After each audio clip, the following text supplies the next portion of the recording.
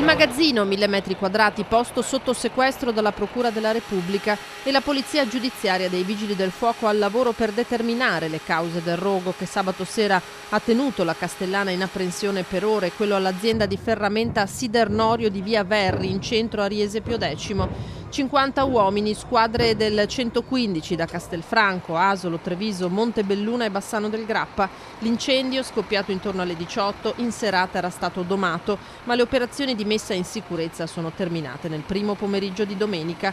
Scongiurata la propagazione del fuoco agli edifici vicini, 3 le famiglie fatte evacuare, ma nessun ferito, e questo, ha subito detto il sindaco Matteo Guidolin, nel bilancio di quanto accaduto è il primo elemento importante insieme a un altro aspetto. Una cosa positiva è che il tetto del magazzino era stato rifatto proprio 2 anni fa, tra l'altro era un tetto in amianto, invece era stato rifatto da 2 anni, e questa è già una cosa positiva. Alla popolazione è stato chiesto di tenere porte e finestre chiuse e di rimanere lontana, almeno fino a oggi, dall'area attorno all'incendio, ma i primi rilievi di Comune e ARPAV non hanno riscontrato quantità preoccupanti di inquinanti. A bruciare, forse per un cortocircuito partito da un macchinario, un'attività presente a Riese da un secolo almeno. È proprio un'attività storica, era il magazzino legato al negozio di ferramenta, quindi a tutto il materiale legato a questo tipo di attività.